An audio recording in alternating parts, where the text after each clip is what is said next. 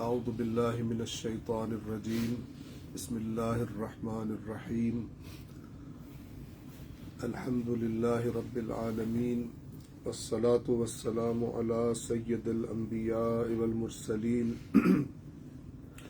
وعلى اہل بیتہ الطیبین الطاہرین المعصومین واللعنۃ الدائمۃ علی اعدائہم اجمعین من یوم عداوتہم الی قیام یوم الدین اما بعد فقد قال اللہ تعالی فی القرآن الحکیم وهو اصدق القائلین اعوذ باللہ من الشیطان الرجیم بسم اللہ الرحمن الرحیم وما ارسلنا من رسول الا ليطاع باذن الله ولو انهم اذ ظلموا انفسهم جاءوك فاستغفروا الله واستغفر لهم الرسول لوجدوا الله توابا رحيما صدق اللہ العلی العظیم. صلوات پڑھیں محمد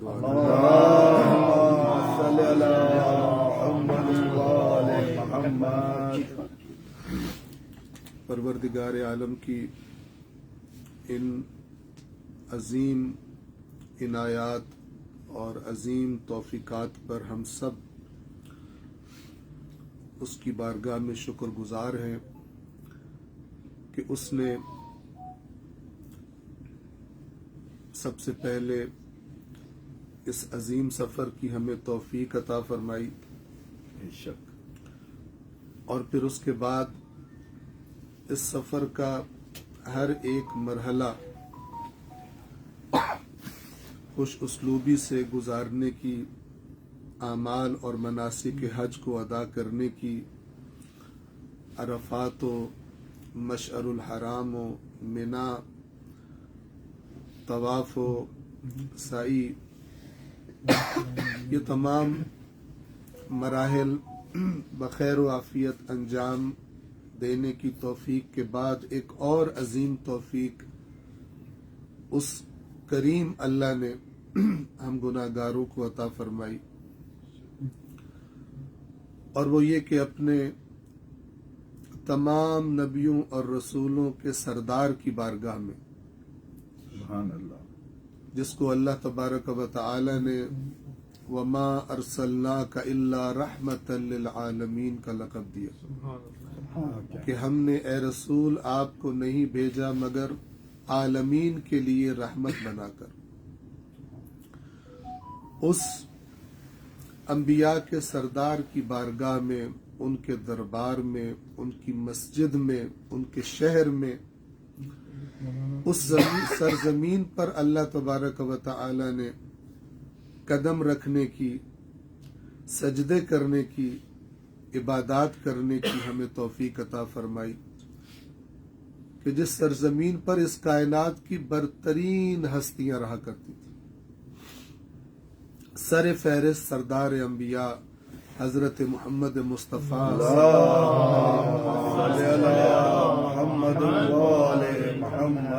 اور ان کے بعد دنیا و آخرت میں ان کے بھائی امیر المؤمنین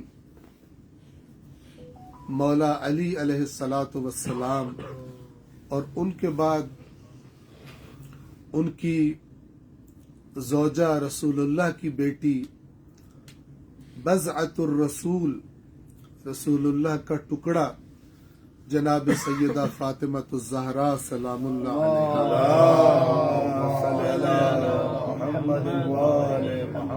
اور ان کے بعد جوانان جنت کے سردار امام حسن مجتبی اور امام حسین سید الشہداء اسی سرزمین پر چلا کرتے تھے، اسی سرزمین پر ان کی عبادات، ان کے سجدے، ان کے رکوع اور اللہ تبارک و تعالی کے دین کی خاطر ان کے گزرے ہوئے شب و روز موجود ہیں. کیا کہنا، ہم بہت گناہگار ہیں، لیکن اس کریم اللہ نے کہ جو ہر ایک کو ہر کام کی توفیق نہیں دیتا، اللہ تبارک و تعالی نے ہم کو یہ توفیق عطا فرمائی، اور حج ادا کرنے کے بعد ہم نے اللہ کے رسول کی اس حدیث پر عمل کیا کہ جس میں اللہ کے نبی فرماتے ہیں کہ جو شخص حج کے سفر پر آئے اور میری زیارت نہ کرے تو اس نے میرے ساتھ جفا کی ہے۔ اللہ تبارک و تعالی نے مدینہ منورہ کی سرزمین پر آنے کی توفیق اور اجازت دے کر ہمیں ان میں سے شمار نہیں فرمایا کہ جو اس حدیث کے مطابق اللہ کے نبی سے جفا کرتے۔ اے پروردگار، تو نے ہمیں یہ جو توفیقات عطا فرمائی ہیں،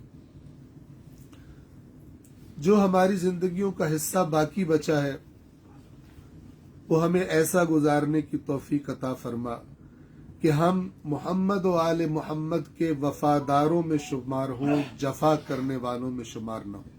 اللہم صلی علی محمد وآل محمد۔ جیسا کہ آپ سب کو معلوم ہے کہ یہاں مدینہ منورہ آنے کے بعد ہوٹل کی انتظامیہ کی طرف سے جو محدودیتیں تھیں اور ہیں، اس کی وجہ سے ہمیں مکہ مکرمہ کی طرح اکٹھے مل کر بیٹھنے کا موقع نہیں ملا، اور وہ لوگ کہ جو اکٹھے مل کر بیٹھنا چاہ رہے تھے اور یہاں پر اللہ کے دین کی بات اور اللہ کے پیاروں کا ذکر سننا چاہ رہے تھے، شاید ان کے دل میں اس بات پر دکھ کی کیفیت پیدا ہوئی ہو کہ اللہ کے نبی کی سرزمین ہو اور ان سے اور ان کی آل سے محبت کرنے والوں کو اجازت نہ ہو کہ وہ اکٹھے ہو کر مثلا بقیع کی زیارات پڑھ سکیں۔ جہاں پر وہ قیام پذیر ہیں وہاں پر انہیں اتنی اجازت نہ دی جائے کہ وہ ان ہستیوں کا ذکر کر سکیں۔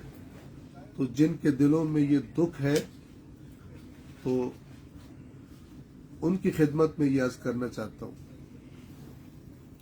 کہ اگرچہ اس مدینہ نے اللہ کے نبی کو خوش آمدید کہا جب مکہ والے اللہ کے دین کو قبول نہیں کر رہے تھے، اگرچہ اسی مدینہ میں جوانان جنت کے سردار اس دنیا میں تشریف لائے، وہ بہترین ہدیے جو اللہ نے اپنے نبی کو عطا فرمائے،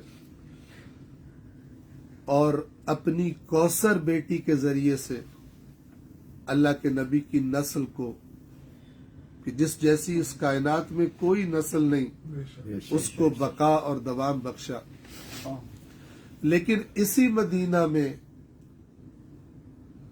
ہمیں نہیں بھولتا، اسی مدینہ میں آنے کے بعد جہاں روضہ رسول کے سبز گنبد کو دیکھ کر آنکھوں کو ٹھنڈک ملتی ہے، جہاں بقیع میں اگرچہ ویران ہے لیکن بالآخر اپنے ائمہ کی قبور کو دیکھنے کا، ان کی زیارت کا موقع ملتا ہے، لیکن اس کے ساتھ ساتھ یہ غم بھی دل سے نہیں جاتا کہ وہ بیٹی کہ جب محفل میں آتی تھی تو نبیوں کا سردار اٹھ کر احترام کرتا تھا۔ ہمیں نہیں معلوم کہ اس بیٹی کی قبر مبارک کہاں ہے، ہمارے زمانے کے امام کو معلوم ہے، اور شاید وہ تنہائی میں اپنی ماں کی قبر پر جاتے ہوں گے، ان کی مظلومیت کو یاد کرتے ہوں گے۔ تو ہم بھی اپنے زمانے کے امام اپنے آقا سے عرض کرتے ہیں کہ اپنی جدہ کی قبر کو ہم گناہگاروں کا سلام بھی پہنچا دیجیے۔ شاید ہماری قسمت میں نہیں کہ ہم ان کی قبر کی زیارت کر سکیں، لیکن ہمارا سلام انہیں پہنچائیے گا اور ان سے کہیے گا کہ یہ حسرت آپ کے یہ خادم، آپ کے یہ نوکر اپنے دلوں میں لے کر اور اپنی آنکھوں میں لے کر یہاں سے جائیں گے۔ میں نے آپ کی خدمت میں عرض کی تھی، بڑی شدید یہ خواہش تھی کہ یہ ہمارا سفر جو اب اپنے اختتام کی طرف آ رہا ہے، ہم کچھ ایسے عہد و پیمان کر لیں اپنے اللہ سے، اپنے رسول سے، اپنے مولا علی سے، جناب سیدہ سے، بقی کے ائمہ سے، احد کے شہداء سے، کہ اس عظیم سفر کی توفیق ملنے کے بعد ضرور بالضرور دنیا والے ہماری زندگیوں میں کوئی فرق دیکھیں گے۔ تو چند باتیں ہیں کہ جو میں آپ سے کرنا چاہتا ہوں اس حدیث کے ضمن میں کہ جو میں نے آپ کو مکہ مکرمہ میں سنائی تھی، اور ایک مرتبہ پھر آپ کے سامنے اس کی تکرار کرتا ہوں۔ ہم میں سے ہر ایک اس حدیث کو توجہ کے ساتھ سنیں کہ امام محمد باقر علیہ السلام آپ جانتے ہیں کہ بقی کی ان مقدس قبور میں سے ایک قبر امام محمد باقر علیہ السلام کی، ان کی اس حدیث سے ہم ان کو یاد کرتے ہیں اور ان کے اس حکم پر ہم لبیک کہتے ہیں کہ امام حج پر تشریف لے کر گئے، وَنَظَرَ النَّاسَ فِي الطَّوَافِ، اور امام نے ایک دفعہ نظر اٹھا کر لوگوں کو دیکھا، حاجیوں کو دیکھا جو طواف کر رہے تھے۔ آپ نے بھی دیکھا مکہ میں ہزاروں نہیں لاکھوں کی تعداد میں حاجی طواف کرتے ہیں۔ اس زمانے میں امام جب حج پہ تشریف لے کر گئے اور لوگوں پر ایک نگاہ ڈالی، اور میں سمجھتا ہوں شاید ایک طرح کی حسرت بھری نگاہ تھی کہ ان طواف کرنے والوں کو شریعت کے اور دین کے مرکز امام سے کاٹ دیا گیا ہے۔ یہ ان مناسک کو ادا تو کر رہے ہیں، لیکن ان مناسک کے ذریعے جس مقام پر پہنچنا ہے اور اللہ کے جس نمائندے کو اپنا وجود، اپنی خدمات، اپنی محبت پیش کرنی ہے، اپنی نصرت پیش کرنی ہے، اس امام کی معرفت ان لوگوں کو نہیں۔ تو امام نے طواف کرتے ہوئے لوگوں پر ایک نگاہ ڈالی اور فرمایا، امروا، ان کو امر کیا گیا تھا، ان یطوفوا بہذا، کہ اس کا طواف کریں، یعنی اس گھر کا طواف کریں، بیت اللہ کا طواف کریں، ثم یأتون، پھر اس طواف کے بعد یعنی اپنے مناسک مکمل کر لینے کے بعد ہمارے پاس آئیں، یعنی ائمہ اہل بیت وارثان رسول اللہ کی خدمت میں آئیں، فیعرفون مودتہم، اور اپنی مودت ہمارے سامنے واضح کریں اور پیش کریں اور بیان کریں، یعنی ائمہ سے آ کر کہیں کہ ہم آپ سے صرف عام چاہت نہیں رکھتے، ہم آپ سے مودت رکھتے ہیں۔ میں نے مکہ مکرمہ میں مودت کا معنی عرض کیا تھا آپ کی خدمت میں۔ جی، اب ہم ایک دن اور مدینہ منورہ کی فضا میں سانس لے رہے ہیں، کل رات کے کسی وقت ہم یہاں سے روانہ ہو جائیں گے۔ آیا میں اور آپ اس حدیث میں بیان کی گئی فضا کا حصہ بن سکتے؟ فرمایا کہ حج اپنا تمام کریں، ان سے کہا گیا تھا، اس کے بعد ہمارے پاس آئیں اور اپنی مودت ہمیں بتائیں، ہمارے سامنے بیان کریں کہ ہم آپ سے شدید، ہم آپ سے اتنی چاہت رکھتے ہیں کہ جو چاہت اطاعت کا سبب بن جاتی ہے، جو چاہت فرما برداری کا سبب بن جاتی ہے۔ اور پھر کیا کریں؟ ثم یعرضوا علینا نصرہم، اور پھر اس کے بعد ہمیں پیش کریں اپنی مدد، کہ ہم یہاں سے اپنے اپنے وطن واپس جائیں گے۔ اس زمانے میں بھی ایسا ہوتا تھا، اسلامی سلطنت کے مختلف علاقوں سے مسلمان حج کے لیے آتے تھے، اور اسی لیے جب امام حسین علیہ السلام نے مدینہ چھوڑا تھا تو پہلے مکہ کا انتخاب کیا تھا۔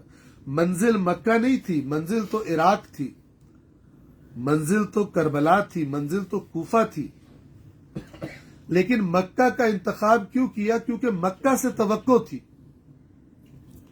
کیونکہ حج کا موسم قریب تھا، اور حج پر آنے والے مسلمانوں سے ایک امید تھی کہ جو میرے نانا کا کلمہ پڑھتے ہیں ان کو جب میں متوجہ کروں گا کہ میرے نانا کا دین خطرے میں ہے، میرے نانا نے جو زحمت اٹھائی تھی اور جس امت کو وجود میں لایا تھا، آج اس کا رخ بدلا جا رہا ہے، آج اس کی باغ دوڑ ان ہاتھوں میں جا رہی ہے، چلی گئی ہے جن ہاتھوں میں نہیں ہونی چاہیے۔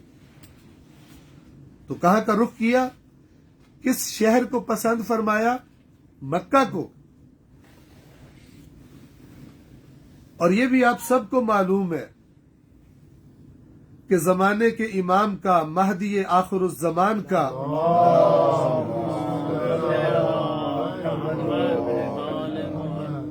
جب ظہور ہوگا تو شہر کون سا ہوگا؟ مکہ شہر ہوگا۔ اللہ تبارک و تعالی نے اس شہر کو ایک ایسی عظمت عطا فرمائی ہے کہ جو دوسرے شہروں کو عظمت عطا نہیں فرمائی۔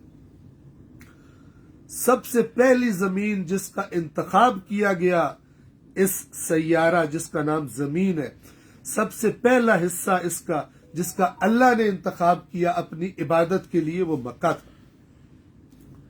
فرمایا قرآن میں، ان اول بیت وضع للناس للذی ببکۃ مبارکا وہدی للعالمین، بے شک وہ پہلا گھر جو لوگوں کے لیے عبادت کے لیے قرار دیا گیا وہ وہی ہے جو مکہ میں ہے، بابرکت ہے اور عالمین کے لیے رہنما ہے، ہدایت ہے۔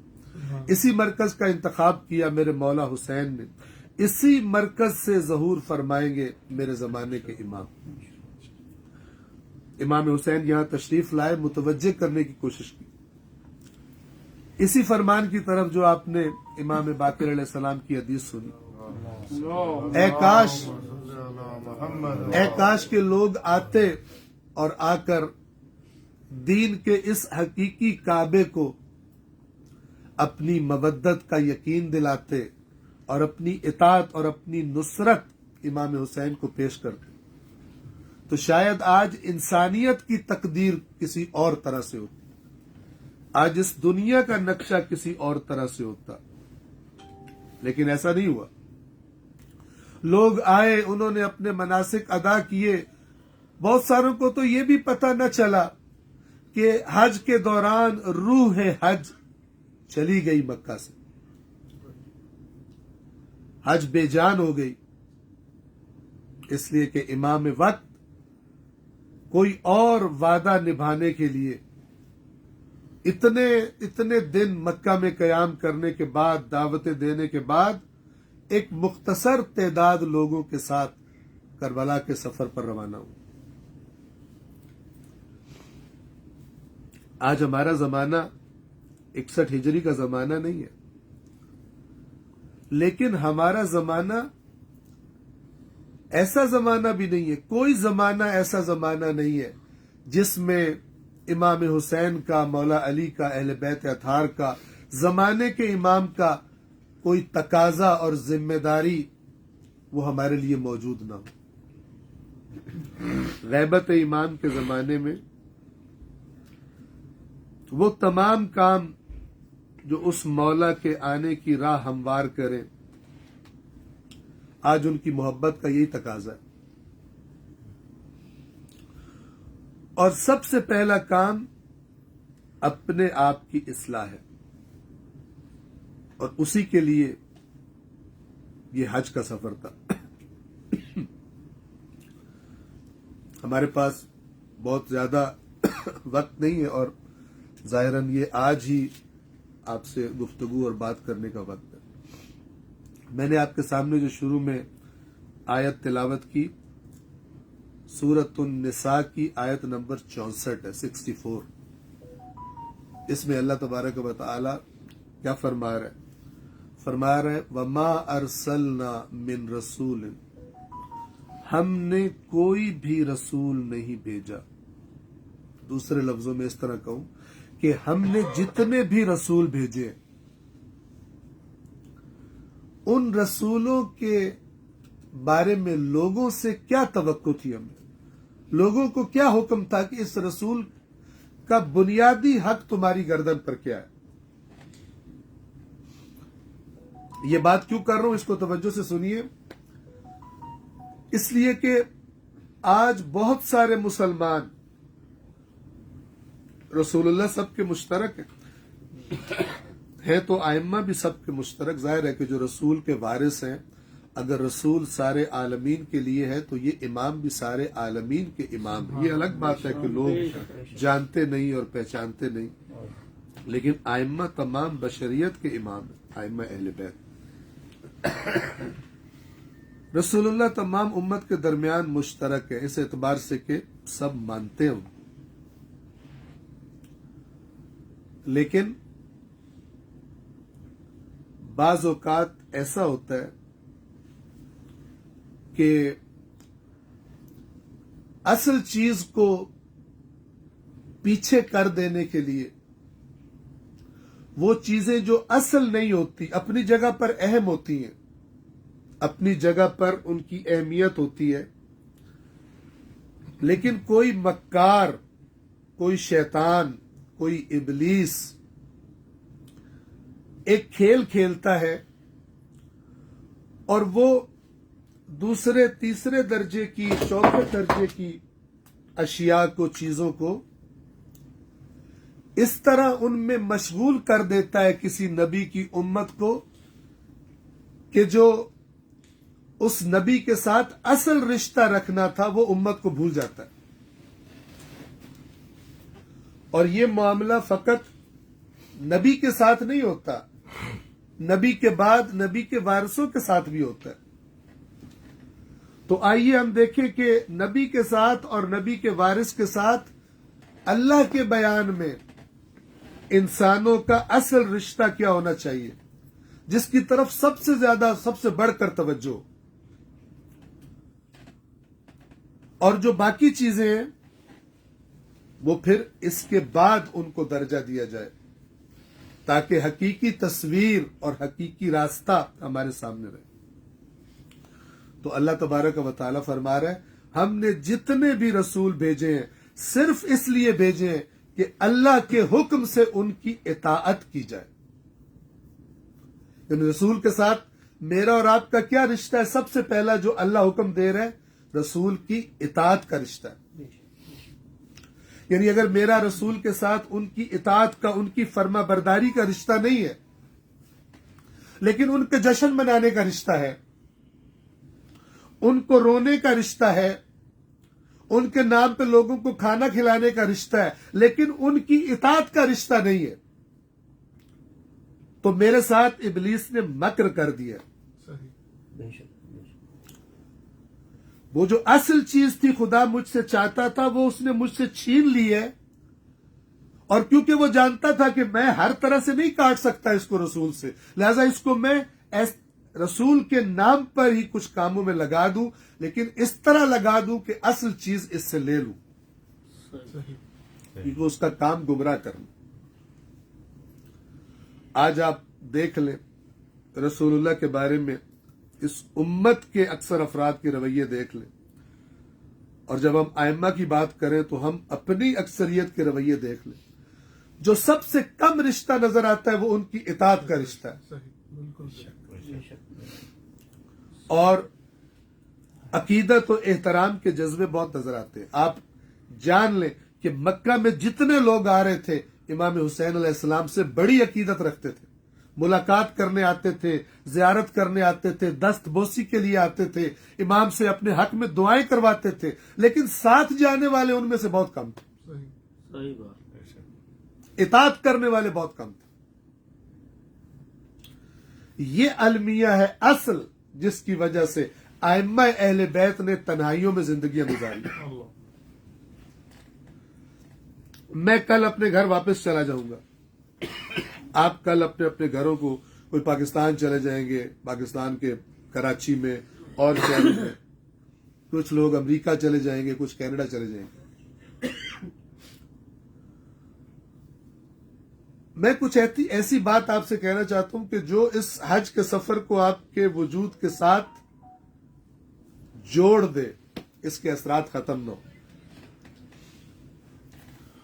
اور وہ تب ہو سکتا ہے کہ جب آپ کم سے کم ایک آدھے کام کی کمٹمنٹ کریں اللہ سے، اللہ کے رسول سے، ائمہ بقی سے، اور آپ جس دنیا کے کونے میں بھی رہ رہے ہیں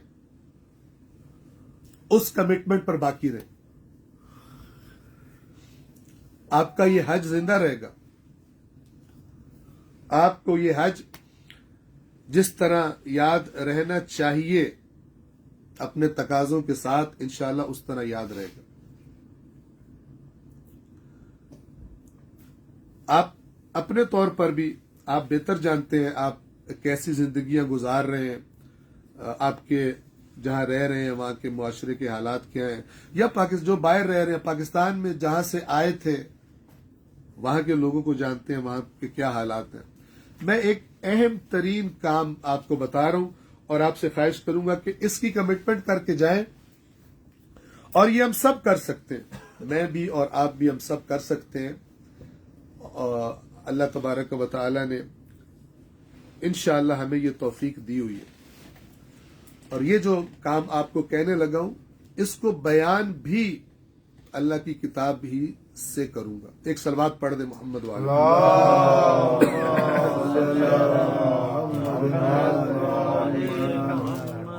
آپ سب آیت الکرسی کی تلاوت کرتے ہیں. میں آیت الکرسی سے پہلے والی آیت الکرسی کا نمبر ہے سورۃ البقرہ، آیت نمبر 255، اور اس سے پہلی جو آیت ہے وہ ہے 254. یہ بڑی عجیب آیت ہے. اس میں اللہ تبارک و تعالی تیسرے قرآن کے تیسرے سپارے کے شروع میں یہ آیت آتی ہے. اس میں اللہ تعالی صاحبان ایمان سے خطاب فرما رہا ہے اور ان کو ایک کام کرنے کا حکم دے رہا ہے، اور ساتھ ہی یہ بھی فرما رہا ہے کہ دیکھو یہ جو میں تم سے مطالبہ کر رہا ہوں نا، یہ اپنے دیے ہوئے سے ہی مطالبہ کر رہا ہوں، تمہارا کچھ نہیں. میں نے تمہیں دیا ہے، تم خود کو مومن کہتے ہو، ایمان والوں سے ہی خطاب کر رہا ہوں، اور اپنے دیے ہوئے میں سے کچھ کا تم سے مطالبہ کر رہا ہوں، اور اس مطالبے کو معمولی مطالبہ مت سمجھنا. اگر تم نے میرا یہ مطالبہ نہ مانا تو قیامت کے دن 3 چیزیں تمہیں نصیب نہیں ہوں گی.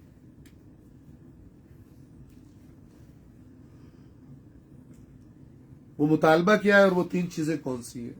سورۃ البقرہ آیت نمبر 254.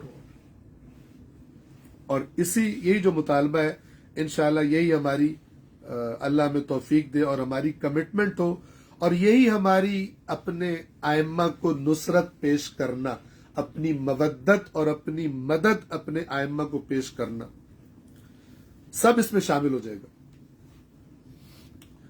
فرمایا یا ایھا الذین آمنوا، اے ایمان والو، انفقوا، خرچ کرو، انفاق کرو. کس میں سے خرچ کرو؟ مما رزقناکم، اس میں سے جو ہم نے تمہیں دیا، جو رزق ہم نے تمہیں دیا ہے اس میں سے خرچ کرو. صاحبان ایمان سے خطاب ہے، دوسروں سے خطاب نہیں ہے یہاں پر. پس ہر وہ شخص جو اپنے آپ کو مومن سمجھتا ہے اور کل قیامت کے دن خود کو مومنوں کی صف میں چاہتا ہے کہ کھڑا کیا جائے، اس سے خطاب ہے. اور اس سے اس کا خالق یہ کہہ رہا ہے کہ اے ایمان والو، جو رزق ہم نے تمہیں دیا ہے اس میں سے ہماری راہ میں خرچ کرو. من قبل ان یأتی یوم، قبل اس کے کہ ایک ایسا دن آ جائے، کہ جس دن 3 چیزیں تمہارے کچھ کام نہیں آئیں گی۔ پہلی چیز جو کام نہیں آئے گی، فرمایا لا بیع فیہ، اس دن کچھ نہیں خرید سکو گے۔ عام طور پہ جس کے پاس پیسہ ہوتا ہے اس کو جب کسی چیز کی خواہش ہوتی ہے وہ جا کے خرید لیتا ہے۔ جیسے ابھی ہمارے پاس ماشاءاللہ ریال ہے تو ہم جو ہم نے چیزیں گفٹ کرنی ہے، کھجوریں، ابھی ہم نے بھی جا کے خریدنی ہے تو کھجوریں خریدیں گے، کوئی تسبیحیں خرید رہے ہیں، جا نمازیں خرید رہے ہیں اور گفٹس، اور بڑی اچھی بات ہے اپنے رشتہ داروں کو، دوستوں کو، قریبیوں کو یہاں سے گفٹ دیے جائیں، ان کو ترغیب دلائی جائے سفر کی۔ اللہ تعالیٰ کہہ رہے ہیں کہ اگر میری راہ میں خرچ نہیں کرو گے تو قیامت کے دن اس مال سے کچھ نہیں خرید سکو گے۔ اگر اس مال سے کچھ خریدنا ہے تو یہی خریدو، اس جہان کا۔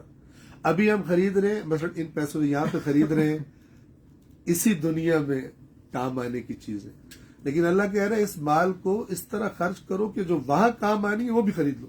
سبحان اللہ، لیکن اگر یہاں خرچ نہیں کرو گے تو وہاں پر کچھ نہیں خرید سکو گے۔ بے شک، لا بیع فیہ، اس دن کوئی خرید و فروش نہیں ہوگی، ایک چیز۔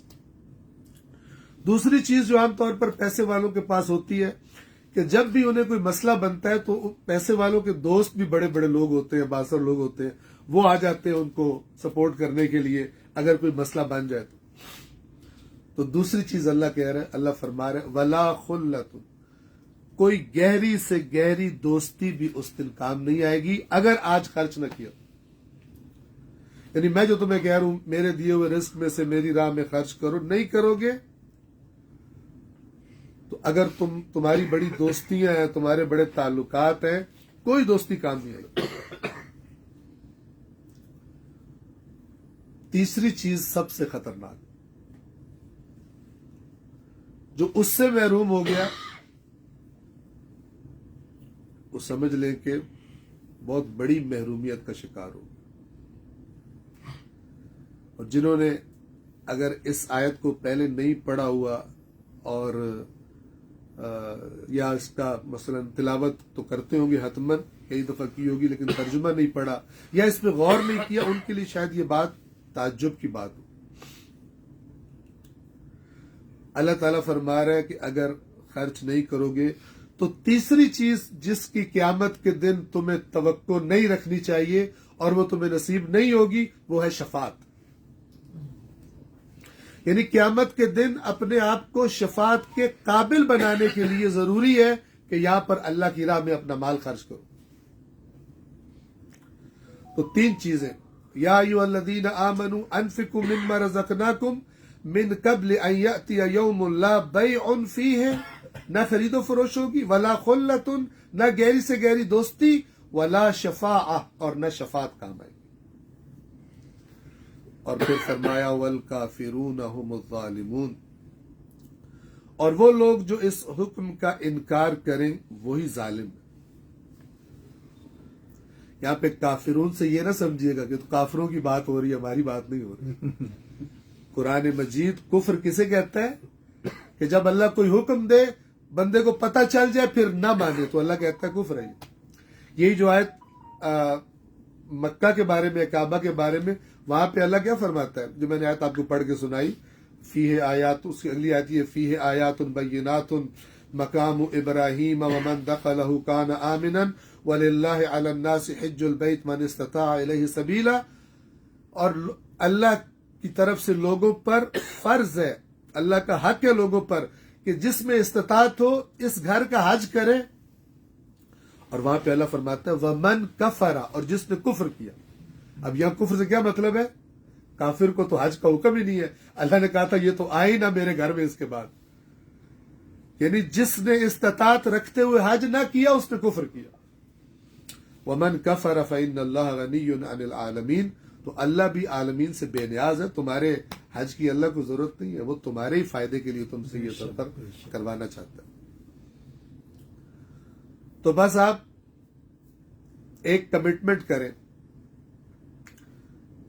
آپ انشاءاللہ پہلے بھی کرتے ہوں گے، ضرور کرتے ہوں گے. ہو نہیں سکتا کہ ان ائمہ کا ماننے والا جو اپنی پشت پر، اپنی کمروں پر رات کے اندھیروں میں اناج کی بوریاں لاد کر غریبوں اور بھوکھوں کو جا کر بانٹا کرتے تھے اور تقسیم دیا کرتے تھے، ان کا ماننے والا غریبوں اور محروموں کے بارے میں کوئی فکر نہ رکھتا ہو، کوئی درد نہ رکھتا ہو نہیں سکتا. آپ حتمن کرتے ہوں گے، لیکن خدا نخواستہ اگر نہیں کرتے یا اگر کرتے ہیں تو اس کو مزید بہتر بنانے کے لیے آپ بہتر سوچ سکتے ہیں. آپ جہاں پر ہیں، عام طور پر جو لوگ امریکہ کینیڈا میں رہ رہے ہیں شاید اس طرح ان معاشروں میں نہ ہو، لیکن آپ کا جو اپنا معاشرہ ہے، آپ کا وطن ہے، آپ کا پاکستان ہے، تو وہاں تو بہت ہی بری حالت ہے، بہت ہی بری حالت ہے. تو میں اگر آپ کو ایک بہت ہی بڑی شخصیت، بہت ہی عظیم شخصیت، بہت ہی عظیم مرجع تقلید آیت اللہ علی حسینی سیستانی کے الفاظ میں کہوں، ان سے ایک دفعہ ملاقات ہوئی تو وہاں یہ بات کہی گئی، کہا کہ اپنی قوم کے بچوں کو پڑھاؤ، مکتب اہل بیت کے بچوں کو پڑھاؤ. شیعوں کی آئندہ نسل پڑھی لکھی ہونی چاہیے، پڑھے لکھے ہوں اور تمہارے ملک کے جو بہترین ادارے ہیں، جو بہترین سیٹس ہیں، وہ ان کے پاس ہوں. ہر شعبے میں اتنے زیادہ ہوں کہ اگر ان کو نکال لیا جائے تو وہ شعبہ ڈسٹرب ہو جائے. تم پڑھاؤ انہیں. انہوں نے کہا کہ میں یہ نہیں کہہ رہا، میری مراد نہیں ہے دینی تعلیم دو، میں کہہ رہا ہوں جس کو تم دنیاوی تعلیم کہتے ہو، پڑھاؤ بچوں کو، شیعہ بچوں کو پڑھاؤ، ان پہ خرچ کرو، اور جیسے جیسے ان کو پڑھاؤ ان کے ذہن میں یہ فکر ڈالو، اور تم پھر دیکھو کہ کیسی قوم، اگلی نسل، کیسی نسل تیار ہوتی ہے. کہا کہ ان کے ذہنوں میں یہ بٹھاؤ کہ یہ جو اللہ نے مجھے بنا دیا ہے وسیلہ تمہارے پڑھانے کا، اسی طرح جب تم اپنی زندگی میں کسی مقام پر پہنچ جاؤ گے تو تم نے اپنے لیے نہیں جینا. جو تم کسی کوئی نوکری کرو، کوئی کاروبار کرو، کسی پوسٹ پہ چلے جاؤ،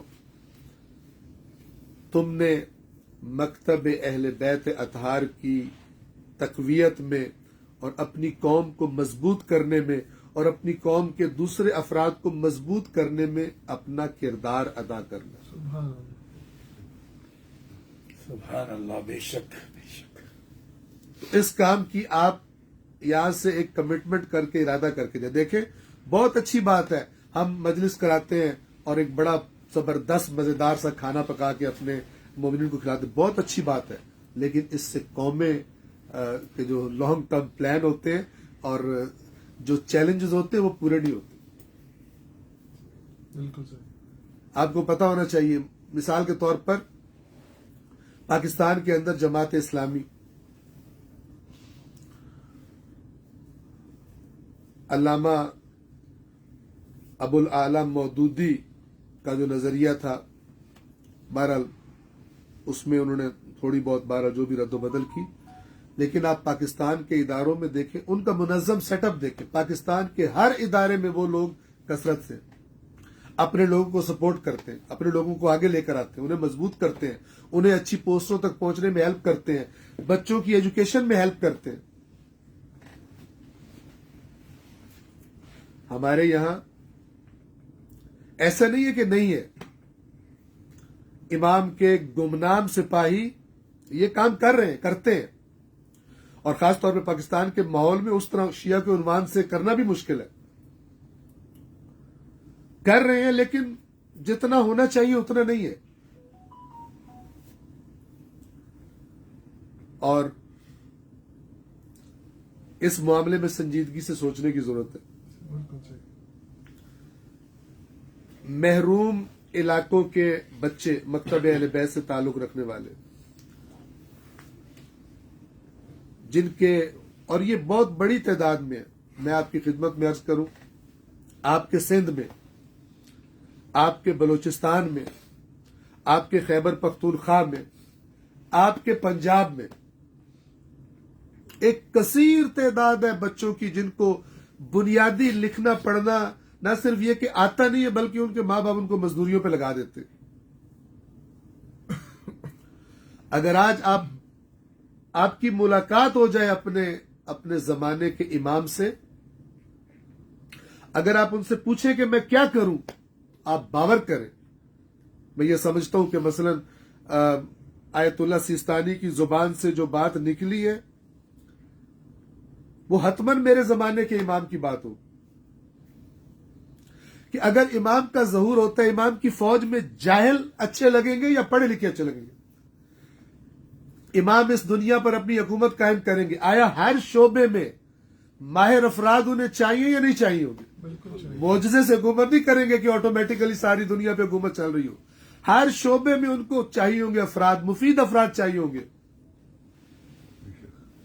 اس نیت سے ہم اپنے آپ کو، اپنی باقی زندگیوں کو پلان کریں۔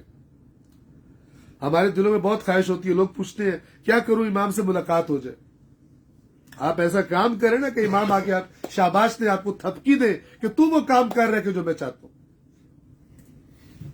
تم وہ کام کر رہے ہو کہ جو ہم چاہتے ہیں، جن افراد کی مجھے ضرورت ہے، تم وہ کام کر رہے ہو کہ جس طرح کے لوگ ہوں گے تو میرے ظہور میں تعجیل ہوگی، جس کی تم دعائیں مانگتے ہو۔ صرف دعاؤں سے کام تھوڑی چلتا ہے۔ مولا علی علیہ السلام فرماتے ہیں کہ وہ بندہ جو بغیر عمل کے دعا مانگتا ہے وہ ایسا ہے جیسے بغیر کمان کے کوئی تیر چلا رہا ہو۔ بغیر کمان کے تیر چلا رہا، کتنی دور جاتا ہے تیر؟ آج کی زبان میں کہیں بغیر پستول کے گولی چلا رہا ہو تو مذاق ہو جائے گا۔ بغیر پستول کے گولی اپنا کام نہیں کرتی، بغیر عمل کے دعا بھی کام نہیں کرتی۔ یا اللہ امام کو بھیج، یا اللہ امام کو بھیج۔ میں کیا کر رہا ہوں کہ جب امام آئے تو میں کیا خدمت ان کو پیش کر سکتا ہوں؟ صحیح، بالکل صحیح۔ کہ جب میرا مزاج یہ ہو کہ میں تو مجلس بھی اس میں جاؤں جس میں دیکھوں لنگر کیسا ہے، نہ کہ دیکھوں عالم کیسا ہے، سننے کی بات کیا ملے گی۔ سبحان اللہ۔ میں دیکھوں مثلا مجمع کہاں پہ زیادہ لگتا ہے، مثال کے طور پر۔ تو یہ جو یتیمان آل محمد ہیں، جو محروم طبقے کے لوگ ہیں، ان کی تعلیم، ان کی تربیت، یہ کل اس پوری قوم کا جو مستقبل ہے اس کو متاثر کرے گی۔ میں آپ کا 42 منٹس ہو گئے، بہت زیادہ وقت نہ لوں۔ ایک کام بہت سارے ہیں، میں نے ایک آپ کے سامنے رکھا ہے اور یہ اہم ترین کام ہے۔ چونکہ ایک دفعہ مثلا ہم غریبوں مسکینوں کو کھانا کھلا دیتے ہیں، یہ بہت اچھی بات ہے، ترغیب دی گئی ہے۔ لیکن آپ ایک غریب کو کھانا کھلاؤ گے، دوپہر کو کھلاؤ گے، رات کو پھر بھوکا ہوگا، بالکل صحیح۔ رات کو کھلاؤ گے، ناشتے کے ٹائم پھر بھوکا ہوگا، ناشتہ دے دو گے دوپہر کے ٹائم پھر بھوکا ہوگا۔ تو انسان کی عقل کیا کہتی ہے کہ میں کچھ ایسا کام نہ کروں کہ کچھ عرصے کے بعد مجھے اس کو نہ کھلانا پڑے، صحیح۔ کم سے کم یہ خود کھانے والا ہو جائے، اور ہو سکتا ہے کہ اس کو ایسا بنا دوں، کچھ ایسی اس پہ سرمایہ گزاری کر دوں کہ یہ اور 4 بھوکوں کو بھی کھلانے کے قابل ہو جائے۔ یہ جو ہماری حدیثوں میں ہے نا ائمہ کی، کہ کسی کام کا ثواب معرفت کے مطابق ملتا ہے، اس کی وجہ یہی ہے کہ ایک عقل مند سمجھدار والا بندہ وہ کہے گا ٹھیک ہے فوری ضرورت بھی ہے، بھوکے کو کھلانا ہے، لیکن مجھے کچھ ایسا کام کرنا ہے کہ اس کو ہر ٹائم مجھے نہ کھلانا پڑے۔ اور اس کا بہترین طریقہ ایجوکیشن ہے، اس کا بہترین طریقہ تعلیم ہے، اس کا بہترین طریقہ، اگر اللہ نے آپ کو ایسی جگہ پہ رکھا ہے جہاں آپ کے پاس بہترین وسائل ہیں، آپ دیکھتے ہیں کہ جہاں پہ میں بیٹھا ہوں وہاں پہ مواقع ہیں، اپرچونٹیز ہیں، آپ اپنے دوسرے مومن بھائیوں کو اس کی طرف رہنمائی کریں، گائیڈ کریں، بلائیں، سپورٹ کریں۔ ابھی مجھے ایک دوست جو کینیڈا میں رہتے ہیں وہ مجھے بتا رہے تھے کہ کینیڈا میں سکھوں نے بہت کام کیا، جو بڑی کمپنی اٹھا کے دیکھو سرداروں کی ہے۔ کیوں؟ انہوں نے اپنے آپ کو سپورٹ کیا۔ آپ مجھے بتائیے سکھ مذہب کے رہنما زیادہ اچھے رہنما تھے اہل بیت اطہار سے؟ ائمہ اطہار نے ایک مومن کا دوسرے مومن پہ جو حق بتایا، اسی کعبے کے طواف کے بارے میں آپ کو حدیث بتاتا ہوں، آپ کو تعجب ہوگا۔ یہ میں عرض کرتا ہوں آپ کو کہ عبادات تربیت کے لیے ہوتی ہے، رزلٹ تربیت کے بعد پریکٹیکل لائف میں جا کے بتانا ہوتا ہے۔ جیسے ایک فوجی کو ٹریننگ دی جاتی ہے، رزلٹ کہاں دکھاتا ہے؟ وہ اپنے ملک کی حفاظت کر کے، جب کوئی حملہ ہو تو پھر وہاں پہ فائٹ کر کے بہادری کے ساتھ اپنے ملک کا، قوم کا دفاع کر کے اس ٹریننگ کا اثر دکھاتا ہے۔ خوب یہ حج ٹریننگ ہے، اس کا اثر محاذ پہ کیسے دکھانا ہے؟ توجہ فرمائیں، یہ حدیث آپ کو اس کو ایکسپلین کرے گی، اور اس کے بعد میں اپنی بات کو تمام کرتا ہوں۔ ہماری روایات میں آیا کہ امام نے فرمایا ایک مومن کا دوسرے مومن کی حاجت کے لیے چلنا اللہ کو کعبے کے 70 طواف سے زیادہ عزیز ہے۔ ایک مومن کا دوسرے مومن کی حاجت روائی کے لیے، اسے کوئی پرابلم ہے، یہ اس کو لے کے چل رہا ہے، اس کے لیے جا رہا ہے، یہ نہیں فرمایا کہ کام ہو جائے، کا کام ہو یا نہ ہو، یہ اس لیے گیا کہ میں کام کرواؤں، جتنا میری طاقت ہے میں اس کے ساتھ تعاون کروں۔ فرمایا یہ مومن کا چلنا اللہ کو کعبے کے گرد چلنے سے زیادہ عزیز ہے، اس لیے کہ وہ تو ٹریننگ تھی، اصل رزلٹ یہاں پہ نکلا۔ ہم کعبے کے گرد چلنے کے لیے لاکھوں روپے خرچ کرتے ہیں، لیکن مومنین کے کام کرنے کے لیے اس طریقے سے سنجیدگی سے ہم کام نہیں کرتے۔ آپ کو زندگی میں، آپ جہاں بیٹھے ہیں، جس ملک میں، جس شہر میں، آپ اگر دیکھتے ہیں کہ مثلا زندگی میں آگے بڑھنے کے موقع ہیں، کاروبار کا موقع ہے، نوکریوں کا موقع ہے، تو اپنی قوم کے افراد کو سپورٹ کریں، اپنی قوم کے افراد کے ساتھ رابطے میں رہیں، ان افراد کے ساتھ رابطے میں رہیں جو یہ کام کر رہے ہیں۔ اگر آپ لوگوں کی خبر بہت زیادہ نہیں رکھ سکتے تو اس ملک میں، آپ کے ملک میں ایسے لوگ ہیں کہ جو یہ کام کر رہے ہیں، ان کے ساتھ رابطے میں رہیں، تاکہ جو ہماری قوم کا آنے والا کل ہے، چند سال کے بعد، سال گزرنے کا پتہ نہیں چلتا، ہم پتہ نہیں کب تک دنیا میں رہیں گے اور کب دنیا چھوڑ کے چلے جائیں گے، لیکن جو اثرات ہوں گے، جو نتائج ہوں گے ہمارے کاموں کے، وہ ہماری آنے والی نسل دیکھے گی۔ ہو سکتا ہے ہو سکتا ہے ہم ہوں، اللہ کرے ہم ہوں، ورنہ ہماری ہو سکتا ہے آنے والی نسل وہ نسل ہو جس نے امام کے ظہور کو دیکھنا ہو۔ تو اگر میرا کوئی کردار ہے امام کے کسی ایک سپاہی کو اچھا تیار کرنے میں، ایک مفید انسان بنانے میں، تو میں نے اپنے امام کی نصرت کی ہے، وہی نصرت جو اس حدیث میں امام فرما رہے ہیں کہ آ کے ہمیں اپنی نصرت پیش کریں اور کہیں کہ ہماری خدمات آپ کے لیے حاضر ہے۔ ایک صلوات پڑھ دیں محمد والے۔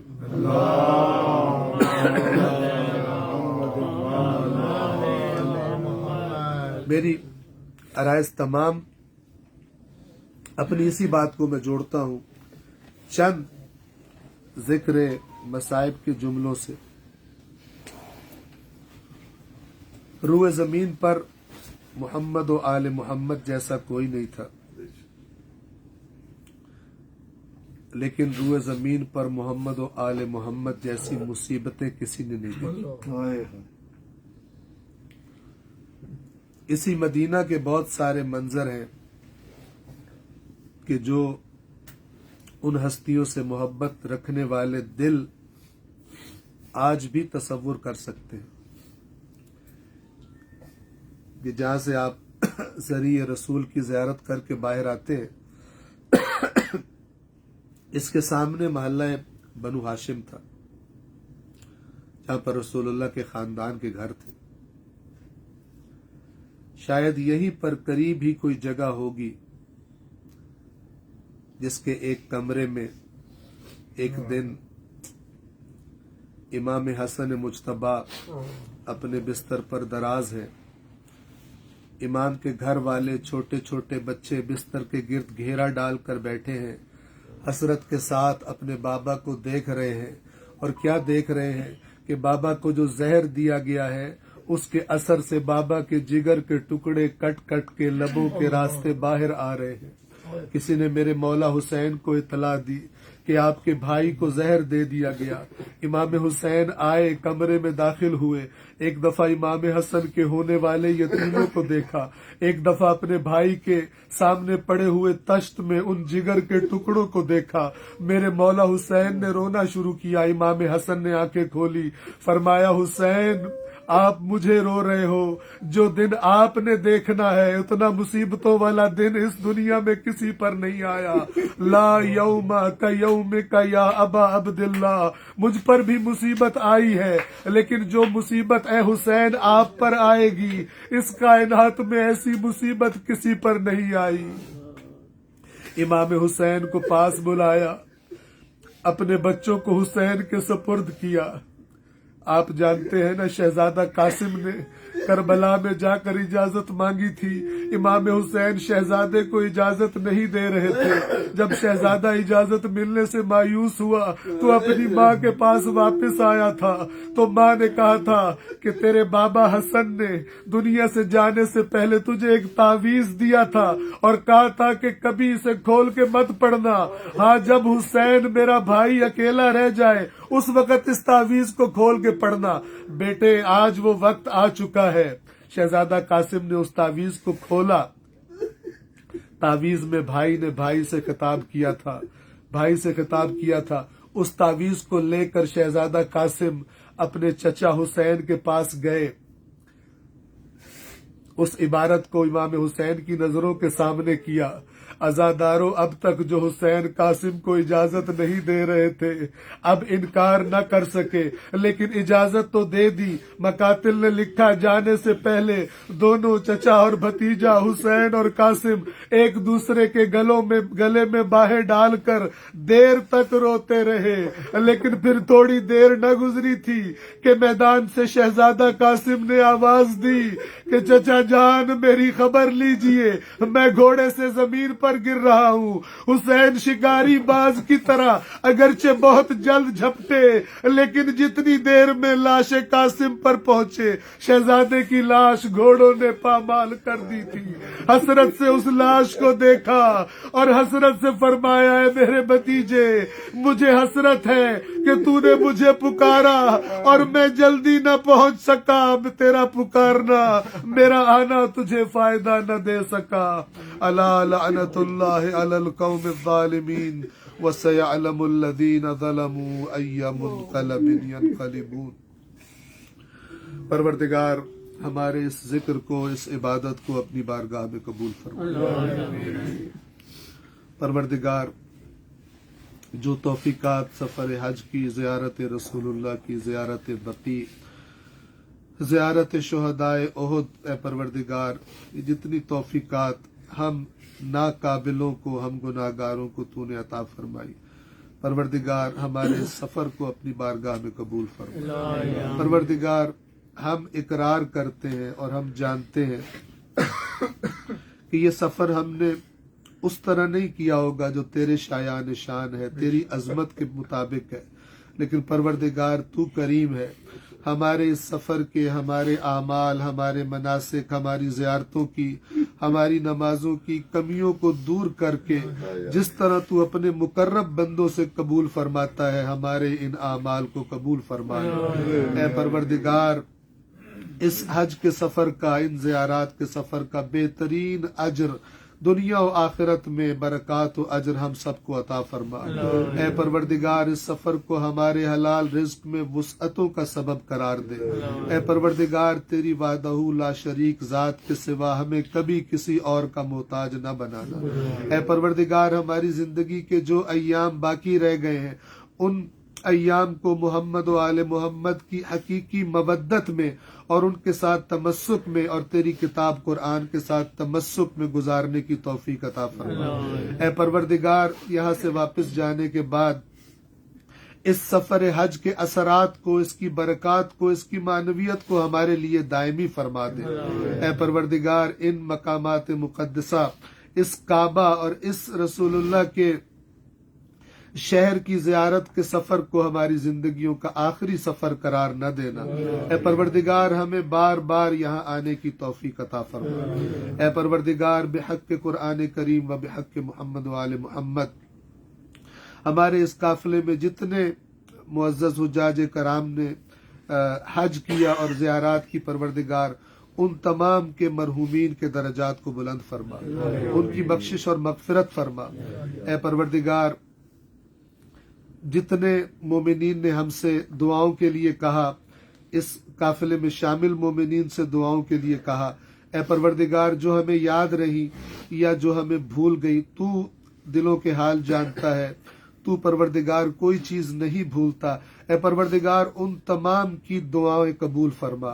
ऐ परवरदिगार, तमाम की हाजात शरइया को अपनी बारगाह में कबूल फरमा। ऐ परवरदिगार, हम में से जो कोई یہاں آنے سے پہلے اپنے وطن میں اپنے گھر میں کسی مشکل کا شکار تھا، کسی پریشانی کا شکار تھا، اے پروردگار تو بہتر جاننے والا ہے، ہم سب کی مشکلات اور پریشانیوں کو دور فرما دے۔ اے پروردگار ماہ محرم الحرام درپیش ہے، سید الشہداء مظلوم کربلا کی عزاداری کو جو ان کا حق بنتا ہے اگرچہ ہم ادا کرنے کے قابل نہیں، لیکن اے پروردگار پہلے سالوں سے بہتر ادا کرنے کی توفیق عطا فرما۔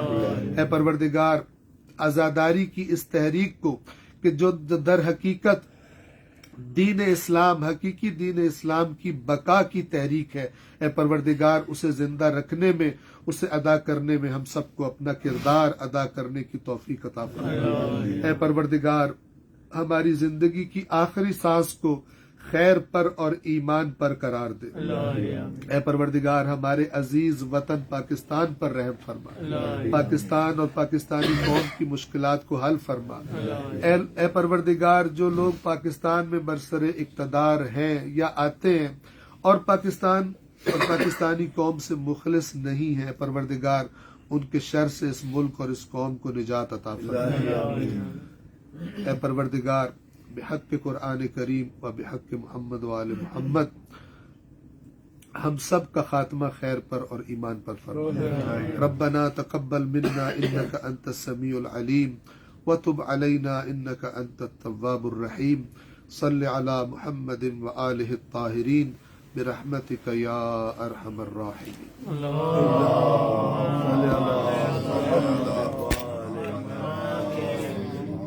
سب زیارت بھی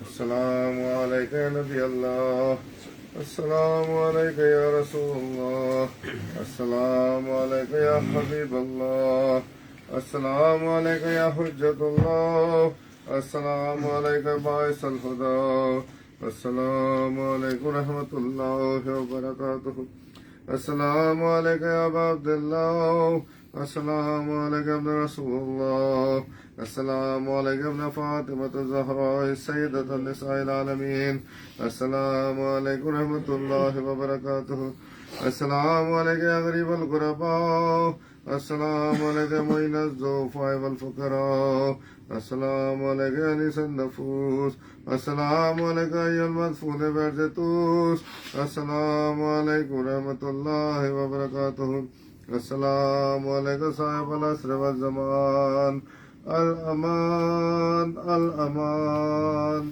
الامان من فتنة الزمان، السلام علیکم یا خلیفۃ الرحمن، السلام علیکم یا شریک القرآن، السلام علیکم یا امام الانس والجان، السلام علیکم یا امام زماننا، عزاجل اللہ تعالی فرجک وسعل اللہ تعالی مخرجک وظہورک رحمت اللہ وبرکاتہ۔ اللہم صل علی محمد